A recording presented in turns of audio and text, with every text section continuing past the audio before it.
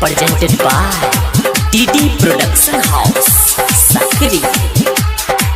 हमरा छोड़ के सुनू ये सजनी आह कहियो नहीं जाबिए।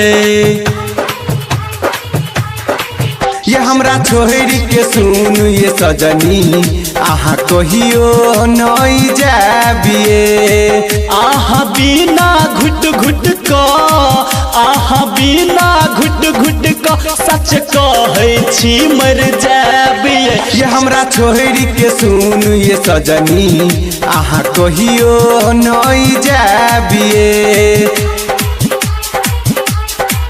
हमरा छोड़ के सुनू ये सजनी आह कहियो नहीं जाबिए।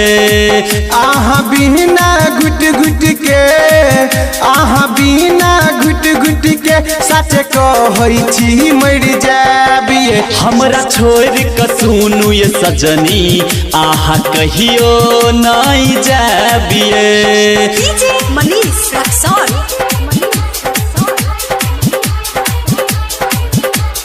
हद से ज्यादा करे छी हम सजनी आह से प्यारिए।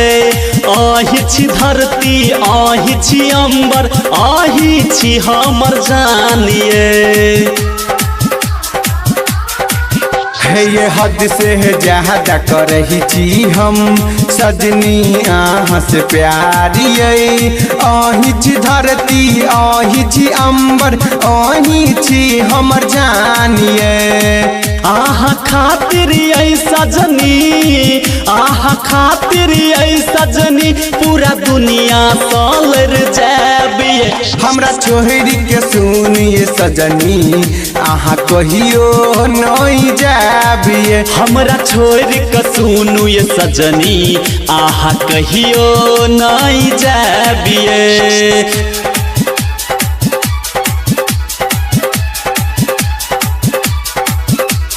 DJ Manish Raxon।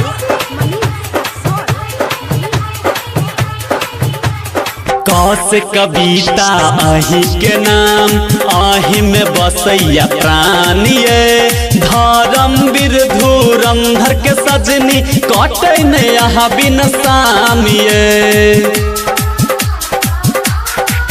हर से रानी अही के नाम अही में बहुत पराहानिए। राजा फर्ज के आहा बिना कटन सजनी सामिए। राइटर सुनील दीवाना के छौरा सहज मुकेशवा के आह देवर अपन बनाबिए। हमरा छोड़ के सुनू ये सजनी आह कहियो नहीं जाबिए। हमरा छोड़ के सुनू ये सजनी आह कहियो नहीं जाबिए। Recording by DD production house Sakri 97 084 45 722।